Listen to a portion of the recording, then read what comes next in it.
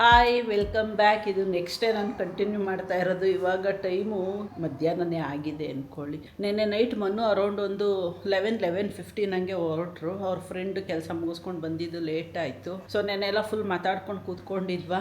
ಅಲ್ಲಿ ಇವತ್ತು ವ್ಯಾಕ್ಸಿನೇಷನ್ ಇದೆ ಪಾಪುದು. ಸೊ ಬೆಳಗ್ಗೆಯಿಂದ ರೆಡಿ ಮಾಡ್ಕೊಂಡಿದ್ದೆ ಆಯಿತು. ಅವ್ನ ಸ್ನಾನ, ನನ್ನ ಸ್ನಾನ, ಆಮೇಲೆ ಅವ್ನ ಫೀಡಿಂಗು, ನನ್ನ ಬ್ರೇಕ್ಫಾಸ್ಟು ಇದೇ ಆಯಿತು. ಸಾಹೇಬ್ರು ಇಲ್ಲಿ ರೆಡಿಯಾಗಿ ಮಲಗಿದ್ದಾರೆ. ಪಾಪ ಇವತ್ತು ವ್ಯಾಕ್ಸಿನೇಷನ್ನು. ಈ ಮಂತಲ್ಲಂತೂ ಎವ್ರಿ 2 ವೀಕ್ಸ್ ಅವನಿಗೆ ಫೀವರ್ ಬಂದಿದೆ. ಹೋಪ್ಫುಲಿ ಈ ಸರಿ ಫೀವರ್ ಬೇಡ ಅಂತ ಬೇಡ್ಕೊತಾ ಇದ್ದೀನಿ. ಈಗ ರಿಕವರ್ ಆಗಿ ಪಾಪ ಇನ್ನೂ ಒಂದು 2 ವೀಕ್ಸ್ ಆಗಿದೆ. ಹಿಂದೆನೇ ಫೀವರ್ ಅಂದರೆ ಬೇಜಾರಾಗುತ್ತೆ, ಬಟ್ ಇದು ಸ್ಕಿಪ್ ಮಾಡೋಕ್ಕಾಗಲ್ವಲ್ಲ.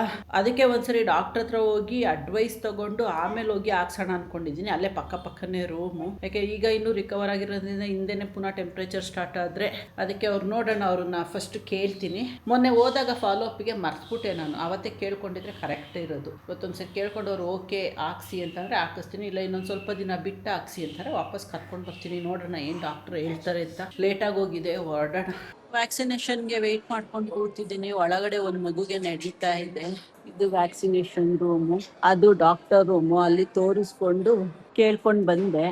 ಡಾಕ್ಟ್ರು ಏನು ಪರವಾಗಿಲ್ಲ, ಆರಾಮಿದ್ದಾನೆ, ಹಾಕ್ಸಿ ಅಂತ ಹೇಳಿದ್ರು. ಅವ್ರು ಹೇಳಿದ್ಮೇಲೆ ಸ್ವಲ್ಪ ಧೈರ್ಯ ಬಂತು, ಅದಕ್ಕೆ ಹಾಕ್ಸೋಣ ಅಂತ. ಬಟ್ ಏನು ಈ ವ್ಯಾಕ್ಸಿನೇಷನ್ ರೂಮ್ ಹತ್ರ ಬಂದರೆ ನನಗೆ ಟೆನ್ಷನ್ ಸ್ಟಾರ್ಟ್ ಆಗುತ್ತೆ. ಅವನೇನೋ ಆರಾಮಾಗಿ ಮಲ್ಕೊಂಡು ನಿದ್ದೆ ಹೊಡಿತಾ ಉಂಟು.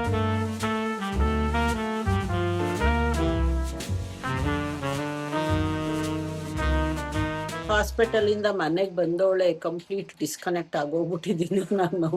ಒಂದು ಪಾಪುಗೆ ಜ್ವರ ಜಾಸ್ತಿ ಆಗಿದೆ. ಈ ಸರಿ ಲಾಸ್ಟ್ ಟೈಮು ಪೇಯ್ನ್ ಎಲ್ಲ ಏನು ಅವನಿಗೆ ಅಷ್ಟು ಗೊತ್ತಾಗ್ತಿರ್ಲಿಲ್ಲ, ಬಟ್ ಈ ಸರಿ ಕಾಲ್ನ ಬಿಡ್ತಾನೆ ಇಲ್ಲ. ಒಂದೇ ಇಂಜೆಕ್ಷನ್ ಇದ್ದಿದ್ದು. Last time 3 injections plus 2 drops. ಈ ಸರಿ 2 ಡ್ರಾಪ್ಸು 1 ಇಂಜೆಕ್ಷನು. ಇದು ಸೆಕೆಂಡ್ ಡೋಸ್ ಇದು ಕೊಟ್ಟಿರೋದು ಅವರು. ಈ ಇಂಜೆಕ್ಷನ್ ಲಾಸ್ಟ್ ಟೈಮು ಇತ್ತು, ಸ್ವೆಲ್ಲಿಂಗ್ ಬಂದಿತ್ತು ನೋಡಿ ಅವ್ನ ಲೆಗ್. ಅದೇ ಸೇಮ್ ಇಂಜೆಕ್ಷನ್ ಈ ಸರಿದು ಕೊಟ್ಟಿರೋದು. ಅದು ತುಂಬಾ ಪೇಯ್ನ್ ಆಗೋಗಿದೆ ಅನ್ಸುತ್ತೆ. ಅವ್ನ ಕಾಲ್ನೇ ಅಲ್ಲಾಡಿಸ್ತಾ ಇಲ್ಲ, ಟಚ್ ಮಾಡಿದ್ರು ಅಳ್ತಾನೆ. ಈಗ ಅದಕ್ಕೆ ಎತ್ಕೊಂಡಂಗೆ ಸಮಾಧಾನ ಮಾಡ್ಕೊಂಡು ಅವನಿಗೆ, ಜೊತೆಗೆ ಜ್ವರನು ಬೇರೆ ಜಾಸ್ತಿ ಬಂದಿದೆ. ಪಾಪ ಅಳ್ತಾ ಇದೆ ಮಗು. ಅದಕ್ಕೆ ಹಿಂಗೆ ಸಮಾಧಾನ ಮಾಡ್ತಾ ಇದ್ದೀನಿ. ತೊಟ್ಲುಗ್ ಹಾಕಿ ಮಲಗಿಸಿದ್ರೆ ಒಂದು 1/2 hour ಮಲ್ಕೊಂತಾನೆ, ಪುನಃ ಎದ್ದೇಳ್ತಾನೆ. ಪೇಯ್ನು, ಜ್ವರದ ತಾಪ ಎಲ್ಲ ಸಂಕಟ ಪಡ್ತಾ ಇದೆ ಪಾಪ. ಪಾಪು ಮಲ್ಕೊಂಡಿದ್ದಾನೆ. ಮಧ್ಯದಲ್ಲೇ ಎದ್ದು ಕೊಸ ಅಂತ ಇದ್ದಾನೆ ಜ್ವರದ ತಾಪಕ್ಕೆ. ಅಲ್ಲೇ ತೊಟ್ಲು ತುಗಿ ಮಲಗಿಸ್ತಾ ಇರೋದು. ಅದಕ್ಕೆ ಟೈಮ್ ಸಿಕ್ತಾಗೆಲ್ಲ ಇವಾಗ ನಾನು ಮಲ್ಕೊಂಡು ನಿದ್ದೆ ಮಾಡ್ಕೊತಾ ಇದ್ದೀನಿ. ನಿದ್ದೆ ಬಂದಿಲ್ಲ ಅದನ್ನು ಫೋರ್ಸ್ಫುಲಿ ನಿದ್ದೆ ಬರೆಸ್ಕೊಂಡು ಮಾಡ್ತಾ ಇದ್ದೀನಿ. ಇನ್ ಕೇಸ್ ಅವನೇನಾದ್ರು ನೈಟ್ ಎಲ್ಲ ಸ್ವಲ್ಪ ಹಠ ಮಾಡಿದ್ರೆ ಎದ್ದಿರ್ಬೇಕಲ್ಲ, ಇಲ್ಲಾಂದ್ರೆ ನನಗೂ ಟಯರ್ಡ್ ಆಗಿ ಹೋಗ್ಬಿಡುತ್ತೆ, ನೋಡ್ಕೊಳಕ್ಕಾಗಲ್ಲ. ಸೊ ಹಂಗಾಗಿ ಪರವಾಗಿಲ್ಲ, 1 hour, ಒಂದು 1/2 hour 45 minutes ಮಲ್ಕೊಂತಾನೆ. ಆಮೇಲೆ ಎದ್ದೇಳ್ತಾನೆ. ಪುನಃ ಅವನ್ನ ಕನ್ಸೋಲ್ ಮಾಡಬೇಕು. ಅಂದರೆ ಫುಲ್ ಸ್ಟಮಕ್ ಫೀಡಿಂಗ್ ತಗೊತಾ ಇಲ್ಲ ಅವನು, ಫೀವರ್ ಇರೋದಕ್ಕೆ. ಸ್ವಲ್ಪನೇ ಕುಡಿತಾನೆ, ಟಯರ್ಡ್ ಆಗುತ್ತೆ. ಆ ಟಯರ್ಡ್ನೆಸ್ಸಿಗೆ ಅಲ್ಲೇ ಮಲ್ಕೊಬಿಡ್ತಿದ್ದಾನೆ. ಬಲವಂತ ಮಾಡಿ ಕೊಟ್ರು ಅವನು ತಗೊತಾ ಇಲ್ಲ. ಸೊ ಹಂಗಾಗಿ ಜಾಸ್ತಿ ಫೋರ್ಸ್ ಮಾಡೋದು ಬೇಡ. ಅವ್ನು ಎಷ್ಟೆಷ್ಟು ತಗೊತಾನೆ ಪರವಾಗಿಲ್ಲ, ಎವ್ರಿ 1/2 hour ಆದ್ರೂ ಎದ್ದೆದು ತಗೊಳ್ಳಿ. ಒಟ್ಟಿನಲ್ಲಿ ಅವನು ಸಮಾಧಾನ ಆಗಬೇಕು. ಇನ್ನೊಂದು ಟೆಂಪ್ರೇಚರ್ ಇದ್ದಾಗ ಅವ್ರಿಗೆ ಸ್ವಲ್ಪ ಥ್ರೋಟ್ ಎಲ್ಲ ಡ್ರೈ ಆಗತ್ತಲ್ವ. ಸೊ ಹಂಗಾಗಿನೂ ಅವರು ಇದಕ್ಕೋಸ್ಕರನೂ ಎದ್ದೇಳ್ತಾರೆ. ಸೊ ಅದಕ್ಕೆ ಈಗ ಅವನಿಗೇನೆ ಕಂಪ್ಲೀಟ್ ನಾನು ಅಡ್ಜಸ್ಟ್ ಆಗಬೇಕು. ಸ್ವಲ್ಪ ಇವತ್ತೊಂದಿನ ಹ್ಯಾಂಡಲ್ ಮಾಡಿದ್ರೆ ನಾಳೆಗೆ ಸರಿ ಹೋಗ್ತಾನೆ. ಸ್ವಲ್ಪ ಈ ಸರಿ ಜಾಸ್ತಿನೇ ಜ್ವರ ಬಂದಿದೆ ಲಾಸ್ಟ್ ಟೈಮಿಗೆ ಕಂಪೇರ್ ಮಾಡಿದ್ರೆ. ಪಾಪ ಚೆನ್ನಾಗಿ ನಿದ್ದೆ ಮಾಡ್ತಾವನೆ. ಇವತ್ತು ನಮ್ಮ ಮನೆ ಎಷ್ಟು ಡಲ್ಲಾಗೈತೆ ಅಂದರೆ, ಪಾಪು ಹುಷಾರಿಲ್ದಲೇ ಇರೋದಕ್ಕೂ ಮನೆ ಡಲ್ಲಾಗಿರೋದಕ್ಕೂ. ಇಲ್ಲಿ ನೋಡಿ, ಇವರೊಬ್ರು ನಿದ್ದೆ ಹೊಡೆದಿವಾಗ ಇನ್ನೂ ಕೂರಿಸ್ಕೊಂಡು ಕೂತವ್ರೆ. ಅವರೊಬ್ರು ಮೊಬೈಲಲ್ಲಿ ಕಳೆದೋಗವ್ರೆ. ಇನ್ನೊಬ್ರು ಅಂತೂ ಮಧ್ಯಾಹ್ನ ಹೋಗಿ ರೂಮಿಗೆ ಸೇರ್ಕೊಂಡವರು ಹೊರಗಡೆಗೇ ಬಂದಿಲ್ಲ. ಲೈಟ್ ಗೀಟ್ ಎಲ್ಲ ಆಫ್ ಮಾಡ್ಕೊಂಡು. ಹಲೋ ಮೇಡಮ್, ಇದ್ದೀರಾ? ಮಲಗಿದ್ದೀರಾ? ಫುಲ್ ಕತ್ಲೆ. ಹಾಂ, ಅಯ್ಯೋ ಸೊಳ್ಳೆ ನಿಂಗೆ ತುಂಬ್ಕೊಂಡವೆ ನಿನ್ನ ಸುತ್ತ. ಸುಮ್ಮನೆ ಮಲಗಿದ್ಯಾ ಸೊಳ್ಳೆ ಕೆಲ್ ಕಚ್ಚಿಸ್ಕೊಂಡು? ಸೊಳ್ಳೆ ಬೆಡ್ತದೆ ನೋಡಿಬೇಕಂತ. ಅಲ್ಲಿ ಪಾಪು ರೂಮ್ಗೂ ತುಂಬ್ಕೊಂಡಿರ್ತವೆ. ಈಗ ನಿನ್ನ ಹತ್ರ ಅವೆ ಅಂದರೆ ಅಲ್ಲಿ ಮೆಶ್ ಐತಲ್ಲಕ್ಕೆ. ನಮ್ಮ ಮನೆ ಹತ್ರ ಇದೊಂದಪ್ಪ ಸೊಳ್ಳೆ ಕಾಟ ಸಿಕ್ಕಾಬಿಟ್ಟೆ. ಸದ್ಯ ಅದು ಪಾಪು ತೊಟ್ಲಿಗೆ ಅದು ಮಸ್ಕಿಟೋ ನೆಟ್ ಇದೆ. ಇಲ್ಲಾಂದ್ರೂ ಒಂದು ಎಕ್ಸ್ಟ್ರಾ ಮಸ್ಕಿಟೋ ನೆಟ್ ಇಟ್ಟಿದ್ದೀನಿ. ಇನ್ನೊಂದು ಎಕ್ಸ್ಟ್ರಾ ಆರ್ಡ್ರು ಮಾಡಿದ್ದೀನಿ ಇವತ್ತು. ಬೆಡ್ ಮೇಲೆ ಮಲಗಿಸಿದಾಗ ಡೈರೆಕ್ಟು ಅದೊಂದು ಮಸ್ಕಿಟೋದು ಬೇಕಿತ್ತು ನನಗೆ, ಫೋಲ್ಡಬಲು. ಅದೊಂದು ಇವತ್ತು ಆರ್ಡ್ರು ಪ್ಲೇಸ್ ಮಾಡಿದ್ದೀನಿ. ಇನ್ನೊಂದು ಮಸ್ಕಿಟೋ ನೆಟ್ ಇರೋ ಬೆಡ್ಡೇ ಇದೆ. ಅದರಲ್ಲಿ ಮಲಗಿಸಿರೋ ಅವನೇನೋ ಕಂಫರ್ಟಬಲೇ ಫೀಲ್ ಆಗಲ್ಲ. ಹಂಗಾಗಿ ಅದನ್ನು ಯೂಸೇ ಮಾಡ್ತಾ ಇಲ್ಲ ಇತ್ತೀಚೆಗೆ ನಾನು. ಅದಕ್ಕೆ ಸಪ್ರೇಟ್ ತಗೊಂಡೆ. ಇಲ್ಲೊಂದು ತುಂಬಿದ್ದಾವೆ ನೋಡಿ. ಇವಾಗ ಒಂದು ಕಾಣಿಸ್ತಾ ಇಲ್ಲ. ಬ್ಯಾಟ್ ತಂದಿಟ್ಟೆ ಪಾಪದ ಇದ್ರದ್ ಮೇಲೆ ಈ ಕಡೆ ಎಡ್ಜಲ್ಲಿ. ಅಯ್ಯೋ ಹಿಂಗೆ ಹಿಂಗೆ ಹಿಂಗೆ ಹಿಂಗೆ ಲೈಟ್ ಆಫ್ ಮಾಡಿ ಬರ್ತವೆ. ಇಲ್ಲೇ ತುಂಬವೇ.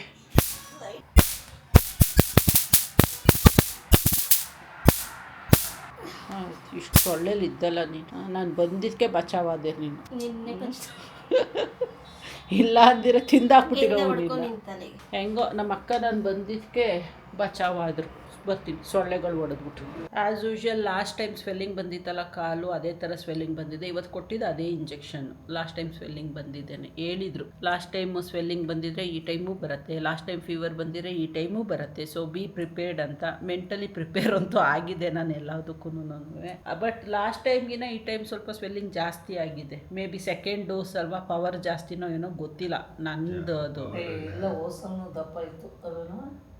ಇಷ್ಟೇ ದಪ್ಪ ಆಗಿತ್ತಾ? ಇನ್ನೂ ದಪ್ಪ ಇತ್ತು. ಕೆಂಪ್ಗೆ ಆಗಿತ್ತು ತೊಡೆ. ಲಾಸ್ಟ್ ಟೈಮ್ ಕೆಂಪ್ಕಾಗಿ ಹೋಗ್ಬಿಟ್ಟಿತ್ತಲ್ವಾ ಅದು. ದಪ್ಪ ಇತ್ತು.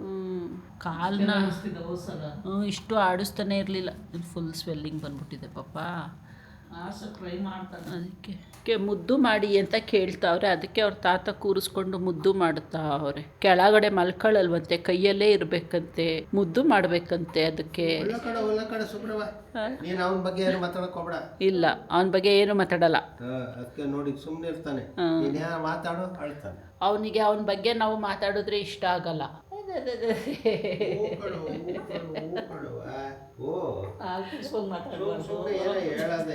ಅವನದೊಂದು ಕೆಲವೊಂದು ರೂಲ್ಸ್ ಇದ್ದಾವೆ ನಮಗೆ. ಅವನಿಗೆ ಫೀಡಿಂಗ್ ಮಾಡಬೇಕಂದ್ರೆ ನಾನು ಬೇರೆ ಯಾರ ಜೊತೆನೂ ಮಾತಾಡಬಾರ್ದು, ಫೋನಲ್ಲಿ ಮಾತಾಡಬಾರ್ದು. ಯಾವ್ದಾದ್ರು ತಡಿ ಮನು ಏನೋ ಒಂದು ಅರ್ಜೆಂಟ್ ಅಂತ ಫೋನ್ ಮಾಡಿದ್ದಾರೆ, ಅವ್ರಿಗೆ ರೆಸ್ಪಾಂಡ್ ಮಾಡೋಣ. ಫೋನ್ ತಗತ್ತಿದಂಗೆ ಕೋಪ ಬಂದ್ಬಿಡುತ್ತೆ. ಆಮೇಲೆ ಮನೆಯಲ್ಲಿರೋರ ಜೊತೆನೂ ಅಷ್ಟೇ, 1 ನಿಮಿಷ 2 ಮಿನಿಟ್ಸು ಮಾತಾಡಾಗಿಲ್ಲ, 1 ನಿಮಿಷ ಅಷ್ಟೇ. ಅದ್ರ ಮೇಲೆ ಏನಾದರೂ ಅವ್ರ ಜೊತೆ ನಾನು ಮಾತಾಡಿದ್ರೆ ಅವನ ಕಡೆ ಅಟೆನ್ಷನ್ ಕೊಡ್ತಿಲ್ಲ ಅಂದರೆ ಕೋಪ ಬಂದ್ಬಿಡುತ್ತೆ. ಫುಲ್ಲು ಒದ್ದಾಡಕ್ಕೆ ಸ್ಟಾರ್ಟ್ ಮಾಡ್ಬಿಡ್ತಾನೆ. ನೋಡಿ ಅಲ್ಲಿ ಅವ್ರ ತಾತ ನಾನು ಮಾತಾಡೋದು ಕೇಳಿಸ್ಕೊಂತ ಅದಕ್ಕೆ ಕೋಪ. ಅವನ ಕಡೆ ಅಟೆನ್ಷನ್ ಕೊಡಬೇಕು. ಅದಕ್ಕೆ ಇವಾಗ ಸ್ವೆಲ್ಲಿಂಗ್ ಜಾಸ್ತಿ ಆಗಿತ್ತಲ್ಲ ಲಾಸ್ಟ್ ಟೈಮು, ಸ್ವಲ್ಪ ಲೇಟಾಗಿ ಕೊಟ್ಟಿದ್ದೆ. ಈಗ ಸ್ವಲ್ಪ ಎಕ್ಸ್ಪೀರಿಯನ್ಸ್ ಆಗಿದೆಯಲ್ಲ, ಅದಕ್ಕೆ ಮೊದಲೇ ಇನ್ನೂ ಸ್ವೆಲ್ಲಿಂಗ್ ಸ್ಟಾರ್ಟ್ ಆಗ್ತಿದ್ದಂಗೆ ಕೊಡೋಣ, ಪೇಯ್ನ್ ಎಲ್ಲ ಕಮ್ಮಿ ಆಗುತ್ತೆ ಅಂದ್ಕೊಂಡು ಐಸ್ ಕ್ಯೂಬ್ ರೆಡಿ ಮಾಡ್ಕೊತಾ ಇದ್ದೀನಿ. ಕಾಟನ್ ಬಟ್ಟೆಲಿ ಸುತ್ತಕೊಂಡು ಕೊಡೋಣ ಅಂತ. ಅಲ್ಲೇ ಎತ್ಕೊಂತೀರಾ ಕೆಳಗಡೆ ಮಲಗಿಸ್ತೀರಾ? ತೊಡೆ ಮೇಲೆ ಬೇಡ, ಅವನು ಒದ್ದಾಡ್ತಾನೆ. ಇದಕ್ಕೆ ಇಲ್ಲಿ ಮಲಗಿಸ್ಬಿಡಿ, ಅವನಿಗೆ ಕಾಲಿಟ್ಕೊಳಕ್ಕೆ ಸರಿ ಹೋಗುತ್ತೆ. ಇಲ್ಲ ಹಂಗೆ ಎತ್ಕೊಳ್ಳಿ, ಅಲ್ಲೇ ಕೊಡ್ತೀನಿ. ಒದ್ದಾಡೋದು ಅಂದರೆ ನಾನೇ ತೊಡೆ ಮೇಲೆ ಹಾಕ್ಕೊಂಡು ನಾನೇ ಕೊಡೋದು ಅಂದರೆ ಕಷ್ಟ ಆಗುತ್ತೆ. ನೀವು ಎತ್ಕೊಂಡಿದ್ದಾಗ ಕೊಡ್ಬೋದು.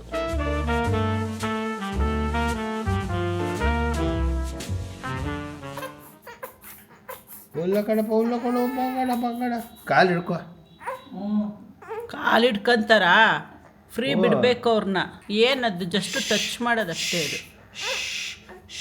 ಕಾಲು ಹಿಡ್ಕೊಂಡಾಗ ಪ್ಯಾನಿಕ್ ಆಗ್ತಾರೆ, ಏನೋ ಮಾಡ್ತಾವ್ರೆ ನನಗೆ ಅಂತ.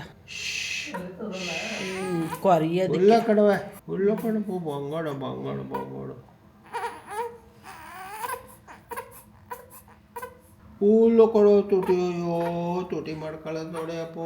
ಇಲ್ಲ ಕಣೋ ಬಂಗಾಡಿ ನೀನು. ಹ್ಞೂ ಹಣಪ್ಪ ಬಂಗಾಡು ನೀನು. ಹೂ ಕಣ ಎತ್ತಾಡಿದೀನಿ ತುಂಬಿಡ. ಆಮೇಲೆ 9 ತಿಂಗಳಿಗೆ, ಮುಂದಿನ ಸಲ ಒಂದಾದ್ರೆ ಆಮೇಲೆ 9 ತಿಂಗಳಿಗೆ. ಇಲ್ಲ 6 ತಿಂಗಳಿಗೆ 7 ತಿಂಗಳಿಗೆ ಒಂದೊಂದು ಐತಲ್ಲ ಇದು ಪ್ರೈವೇಟ್ ಇಂಜೆಕ್ಷನ್ಸ್. ಅಲ್ಲೇ ಬೋರ್ಡ್ ಹಾಕೋರಲ್ಲ, ಅದನ್ನು ಅಲ್ಲೂ ಡಾಕ್ಟ್ರು ಅಡ್ವೈಸ್ ಮಾಡೋರೆ. ಇಲ್ಲಿ ಪ್ರೈವೇಟಲ್ಲಿ ಯಾವುದಾದ್ರು ಇಂಜೆಕ್ಷನ್ ಕೊಡಿಸ್ಬೇಕು ಅಂತ ಬೋರ್ಡೇ ಹಾಕೋರೆ ಅಲ್ಲಿ. ನಾನು ಇವತ್ತು ನೋಡಿದೆ. ಅದು ನಮ್ಮ ಚಾಯ್ಸು. ಪ್ರೈವೇಟ್ ನಾವೇ ದುಡ್ಡು ಕೊಟ್ಟು ಹಾಕಿಸ್ಕೊಳ್ಳೋದಲ್ವಾ. ಪೇಯ್ನ್ಲೆಸ್ಸರು ತಗೋಬೋದು. ಯಾವ್ದಾದ್ರು ಇಲ್ಲ ಪೇಯ್ಡು. ಪ್ರೈವೇಟು ಅಂದರೆ ಪೇಯ್ಡು. ದುಡ್ಡು ಕೊಟ್ಟು ತಗೊಂಡು ಹಾಕಿಸ್ಬೇಕು. Moving like it's an emergency. We gotta check out, it's close to 11, so baby ride it with some urgency. I'm just here for the fun part, cause I'm good on the money part.